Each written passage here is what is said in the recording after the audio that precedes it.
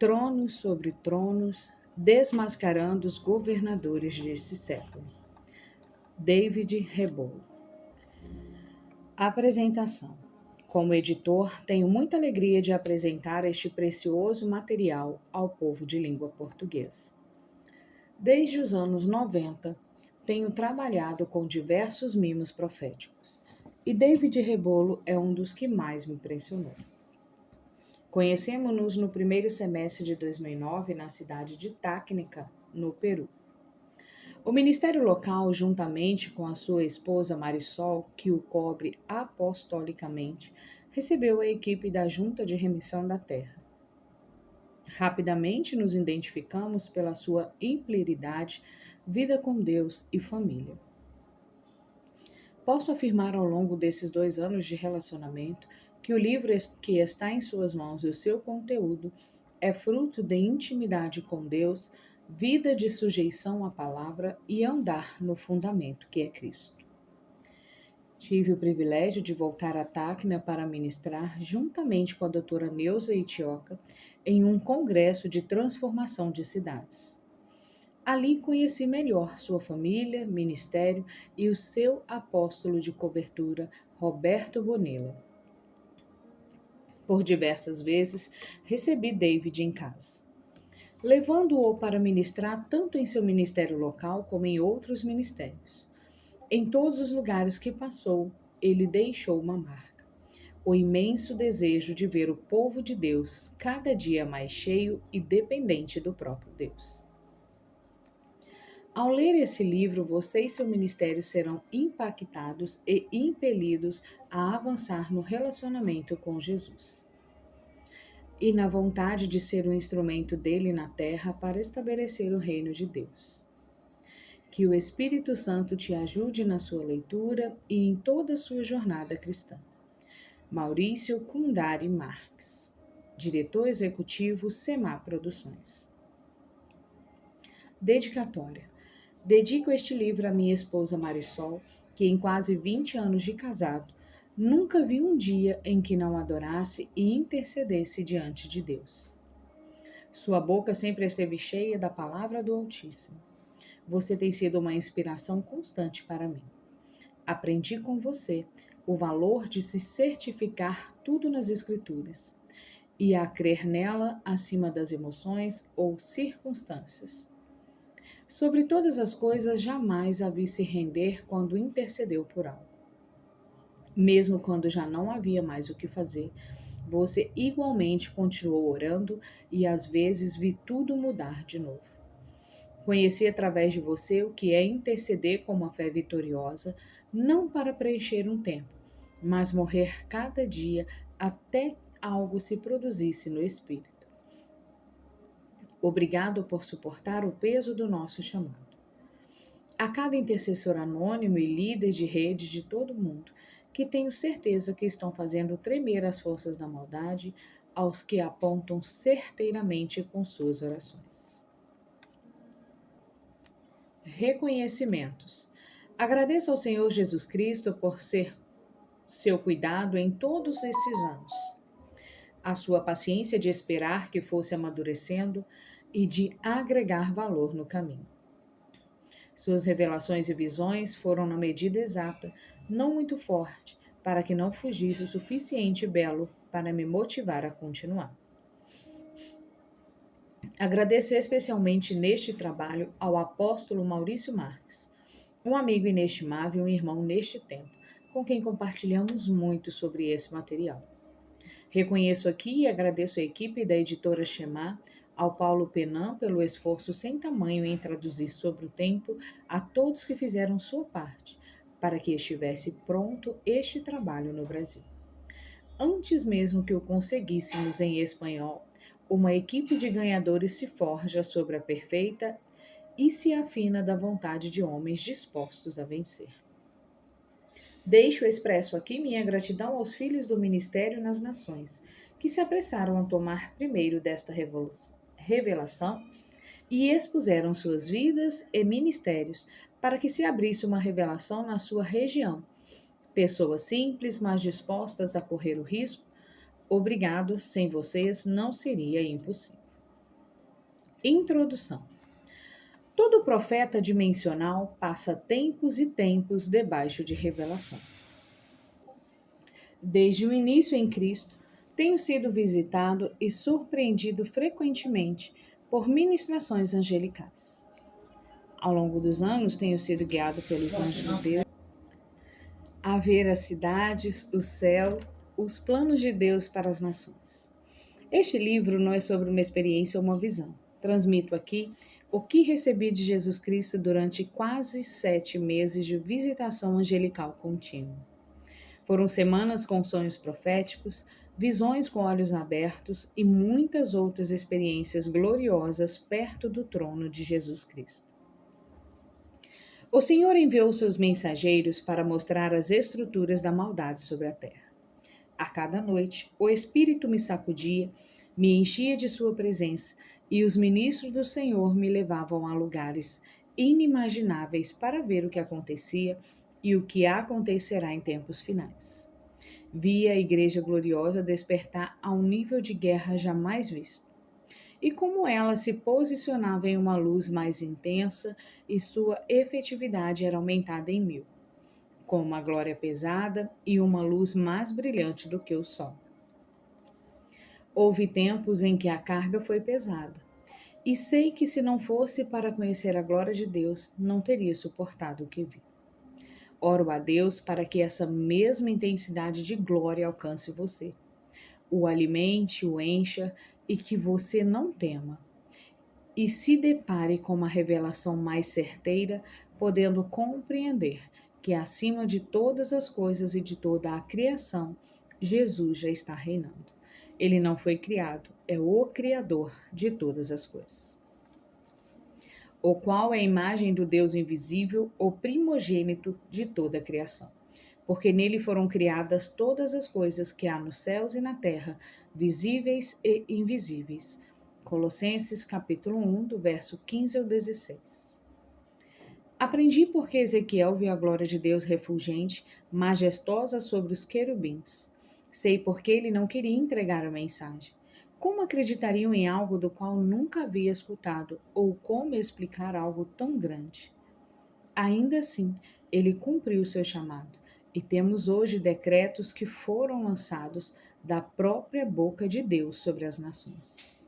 São decretos valiosos que não só afetaram as nações, mas que são juízos de Deus sobre poderes, tronos da maldade que se resguardavam detrás da adoração das nações. Deus não queria destruir a população dessas nações. Jesus Cristo veio para derrubar os pobres espirituais que haviam subjugado o homem sob o engano. Por isso, cada juízo que provém da sua boca está cheio de libertação para países, etnias e nações. É tremendo ver como Deus, ao longo das Escrituras, pelos profetas, juízes, apóstolos, nos deixa um mapa, uma cartografia cósmica, o manual de como derrubar poderes quase eternos, de como tirar das trevas nações que, enganadas por Satanás, ainda rendem culto em diversos lugares da terra, entregando adoração a falsos deuses que, em troca dessa adoração, os cativam em caminhos cheios de morte. Alguns dos profetas de antigamente, como Ezequiel, Jeremias, Isaías e Davi, entre outros, compreenderam mais além do que podemos imaginar. E ainda que suas gerações não estivessem preparadas para suportar a totalidade da revelação em seus escritos, profecias e decretos, eles nos deixaram tesouros ocultos. A nação e os filhos de Deus que os encontrarem se encherão de honra e terão armas poderosas para repreender as trevas. Estarão antecipadas as suas gerações e antes que o mundo inteiro seja liberto, creio que estarão sobre um gozém privado. Enquanto o mundo estiver nas trevas, a igreja estará cheia de luz. João nos alerta no livro das Revelações que se o trono de Satanás não fosse removido das cidades, então a lâmpada seria retirada. Essa luz que foi removida é a lâmpada da revelação, o conhecimento do alto. E o preço pago por ela foi muito caro, Gerações estiveram na escuridão. Nos últimos 60 anos, Deus tem restaurado o ofício dos 7 ministérios. Agora vem outra fase, a do aperfeiçoamento do corpo de Cristo, para que cresçamos à sua estatura. Capítulo 1. A. 1. A árvore cósmica do mal. Visão da árvore. Uma das visões mais impactantes que vi a respeito dos tronos foi da árvore do mal. Na visão, eu estava sobre os céus, especificamente no espaço, tendo uma perspectiva na qual se viu o Sol, a Terra, a Lua e alguns outros planetas. De repente, foi como se a visão se clareasse e eu pudesse ver, na escuridão do espaço, que havia uma árvore ao contrário, ou pelo menos assim eu a via. Suas raízes se conectavam aos planetas, ao Sol, à Lua, a asteroides e até onde eu podia ver, eles eram alcançados por essas raízes.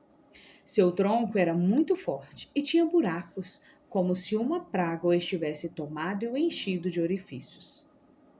Meus olhos buscaram enxergar o que havia dentro daquele tronco e pude ver que saíam dali demônios de todos os tipos, como vermes, vespas e outros insetos, mas eles não se distanciavam da árvore.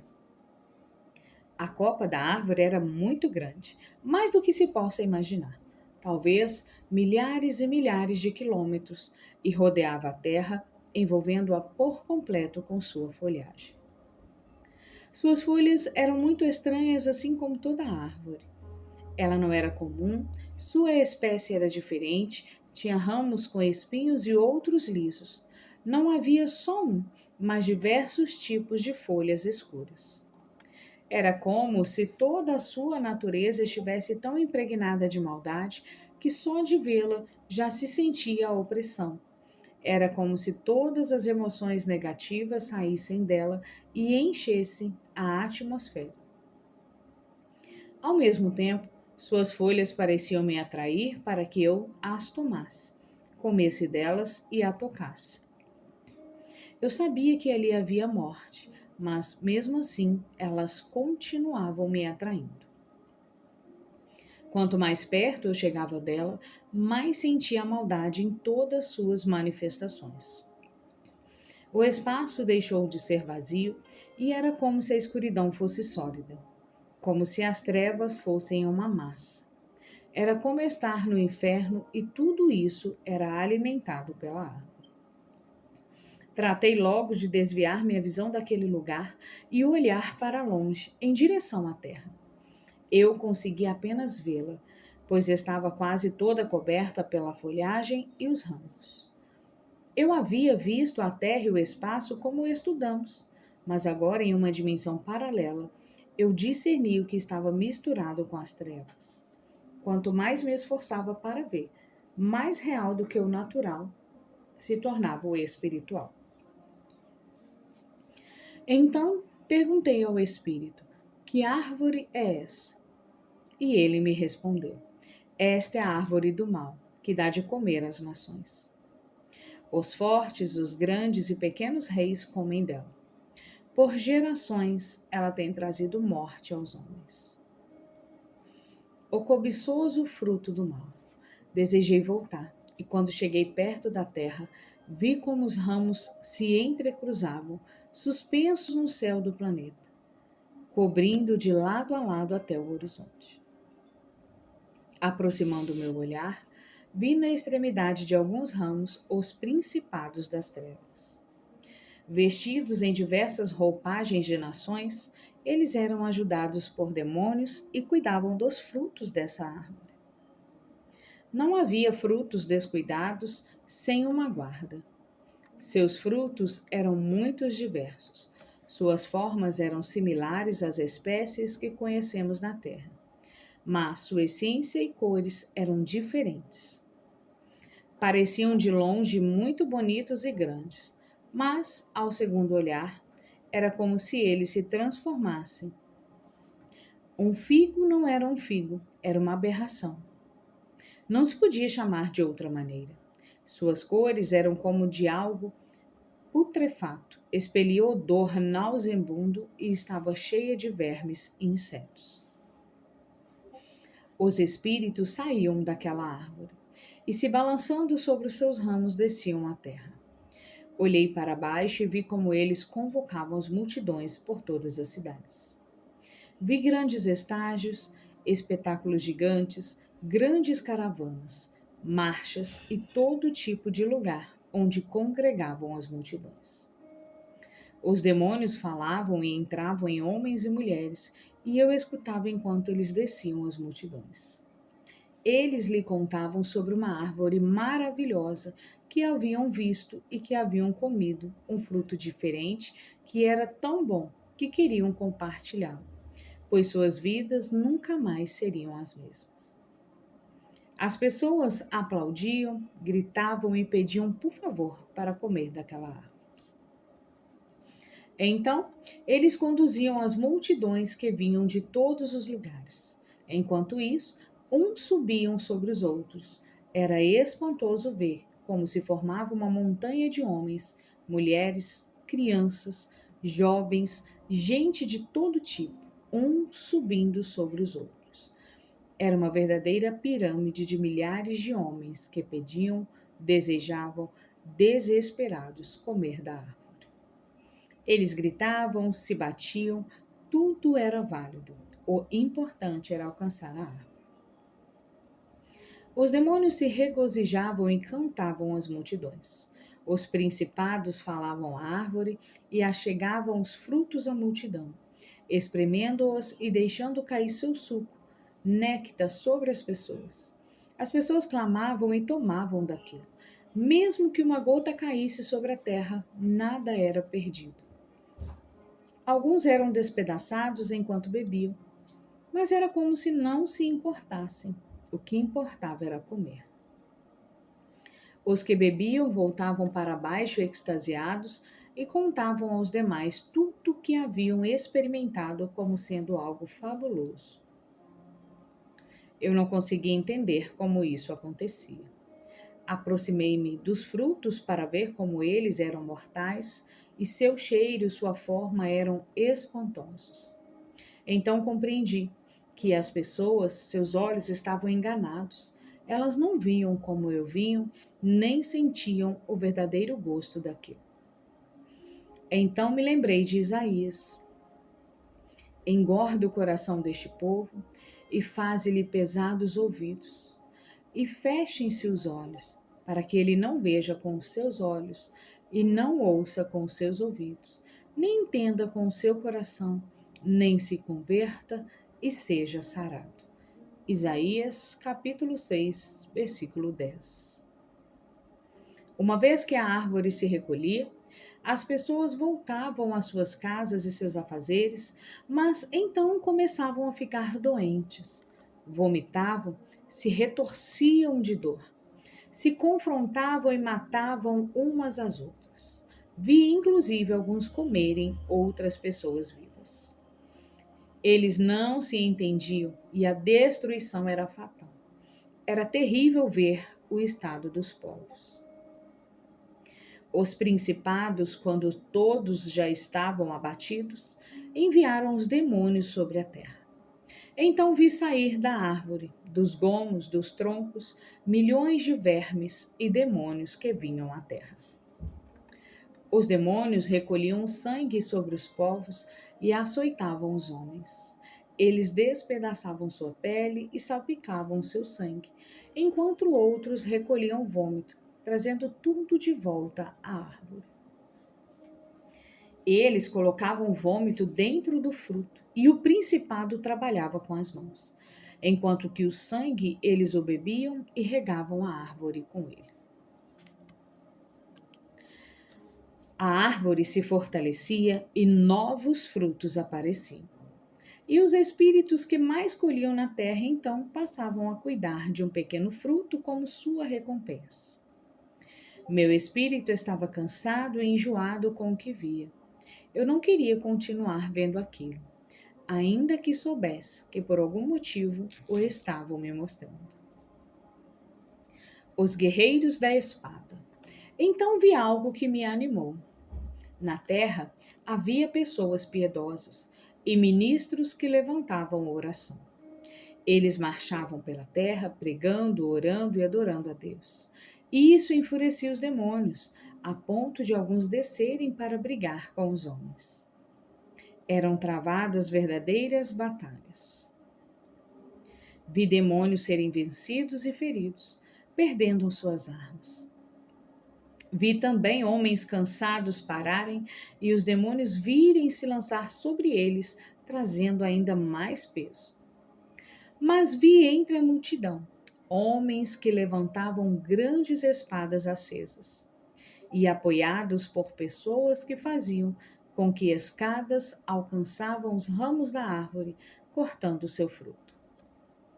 Regozijei-me tanto com o que via, que recuperei o ânimo, gritei e saltei de felicidade. Assim que se faz. Sim, isso mesmo. Os principados se opunham. Alguns deles, na batalha acirrada, chegavam a se pôr entre a espada e o fruto. Porém, não podendo resistir, eram derrubados também. Por conseguinte, quando não havia mais fruto, esses ramos se encolhiam e começavam a secar. Assim, esse grupo de soldados se movia pela terra. Vi como eles se deslocavam levando a guerra e a espada sobre a árvore. Eles fizeram grandes avanços e muitos frutos caíram na terra. As pessoas nessas regiões se amotinavam e já não escutavam aos demônios. Elas viam as árvores e as viam tenebrosas como lealmente são, e não queriam nem tocá-las. Os demônios se reagrupavam e os principados voltavam a subir na árvore, abandonando as extremidades secas e buscando outros gomos mais verdes onde se acomodar. Estava tentando entender tudo aquilo quando prestei atenção e vi como os ramos, antes secos, começaram pouco a pouco a reverdecer. Então os principados arrumaram suas roupas e correram em direção ao tronco da árvore. Depois me encontrei no espaço novamente e vi os principados introduzindo no tronco da árvore e saindo com novos frutos pequenos, apenas formados em pequenas bolsas como fetos dentro de uma placenta, e se apressavam em colocá-los nas pontas dos ramos.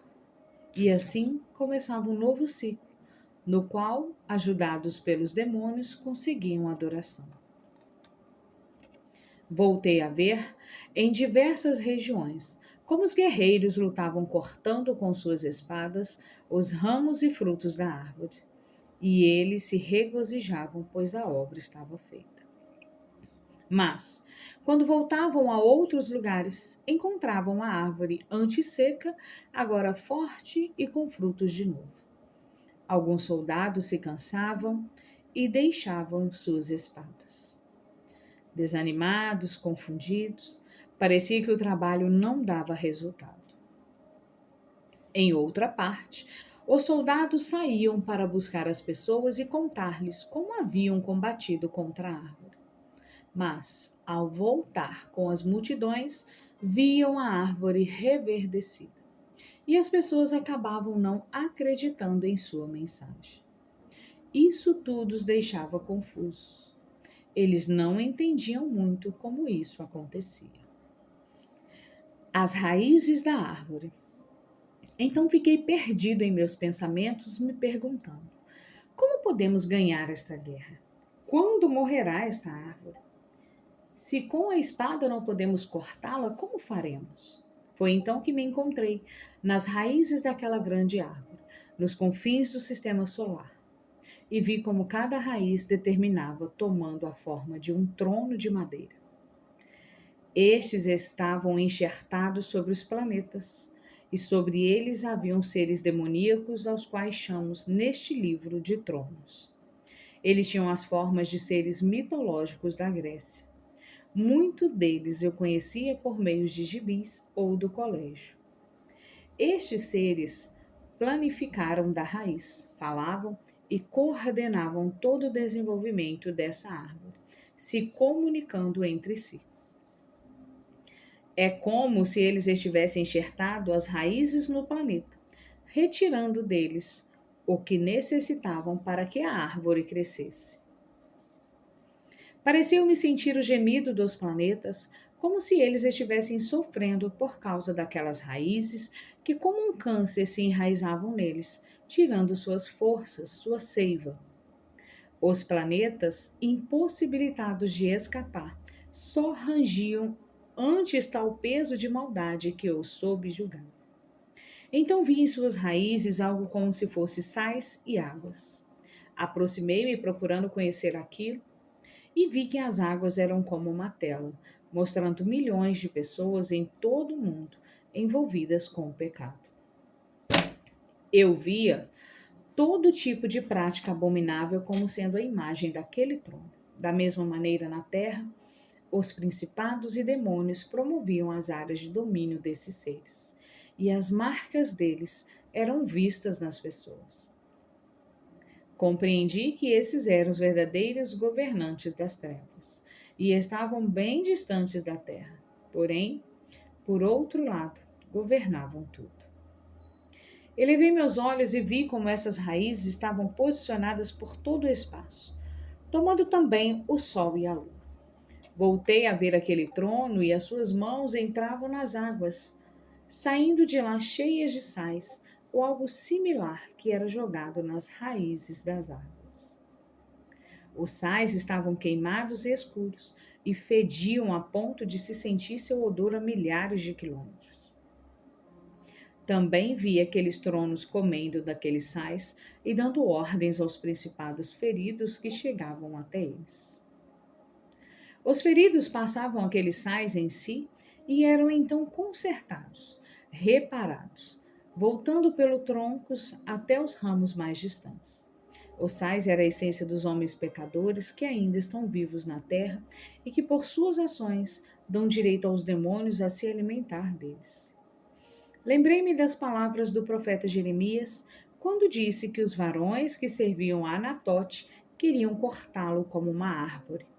Mas o decreto de Deus foi: os jovens morrerão à espada, seus filhos e suas filhas morrerão de fome. Jeremias, capítulo 11, verso 22. Haveria esperança se usássemos a espada e fechássemos a boca desses tronos. Jesus comparou o reino dos céus, se referindo ao seu reino santo, a uma semente de mostarda que se transformava em uma grande árvore, e até mesmo os anjos se abrigam nela. Creio que Jesus estava nos dando um código, pois ele conhecia e sabia certamente que o diabo, junto com os tronos, tinha uma árvore que vinha desde o segundo céu e que também estava crescendo, querendo cobrir toda a terra. Propôs-lhe outra parábola, dizendo: o reino dos céus é semelhante a um grão de mostarda que o homem tomou e semeou no seu campo, o qual é realmente a menor de todas as sementes, mas depois de ter crescido é a maior das hortaliças, e faz-se árvore, de sorte que vêm as aves dos céus e se aninham nos seus ramos. Mateus capítulo 13, verso 31 a 32. Satanás teve essa árvore cósmica do mal por gerações, e o que antes era só um arbusto agora tem tomado o mundo todo. A palavra mundo vem do latim mundus, que se refere à terra e ao céu, que a rodeia com a visão das estrelas. Sua raiz grega é a palavra cosmos, se referindo a um sistema ordenado em harmonia. Essa é também a origem da palavra cosmético, fazendo referência a retirar o caos e pôr as coisas em ordem. Dessa palavra derivam termos como cosmologia, ordem mais logia. Logia, loja em espanhol, é uma cobertura aberta com colunas e arcos, usada como templo para observar o universo. Assim se chama templo, loja maçônica. Então, a cosmologia, seu verdadeiro significado, consiste em pôr em ordem a logia ou templo do universo com suas estrelas e demais principados. Desse ponto de vista, devemos ser enfáticos em afirmar que o estudo da cosmologia não é cristão, pois tenta unificar a filosofia greco-pagã à astrologia para detalhar o estudo de Deus no universo. A cosmologia, cosmogonia, que é igual mundo mais nascer, tenta dar uma explicação mítica, mitológica à origem do universo, que sabemos foi criado por Deus. Ela pretende agrupar ideias, pensamentos e relatos metafísicos para explicar o surgimento dos homens e dos deuses. A atual corrente da cosmovisão, no alemão significa observar o mundo, se originou em 1914 pelo filósofo Wilhelm Dieter, membro de uma escola hermenêutica, estudos fundados nas escolas de Hermes. A cosmologia é um ramo derivado da metafísica, que é uma corrente filosófica que tenta estudar pela razão o que mais existe além da natureza, matéria. Portanto, essa árvore é o sistema filosófico e espiritual das trevas, tentando imitar o reino de Deus, se nutrindo da alma e da adoração do homem pecador.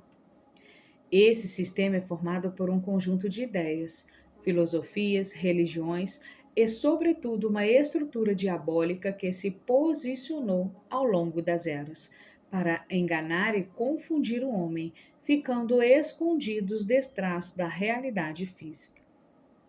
Essa árvore cósmica toma todos os elementos naturais, como o Sol e os planetas, e maquia cosmético os principais e tronos, colocando-os em ordem para dominar o mundo. Por mundo entendemos ser o sistema de leis físicas, morais e espirituais que governa tudo o que vemos.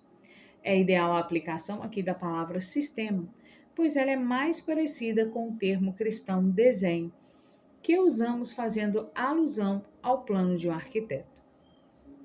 Essa árvore cósmica representa o plano de um arquiteto das trevas, Satanás, idealizado por gerações para enganar a humanidade.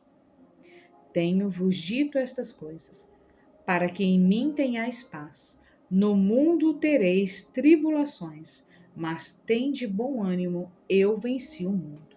João capítulo 16, verso 33.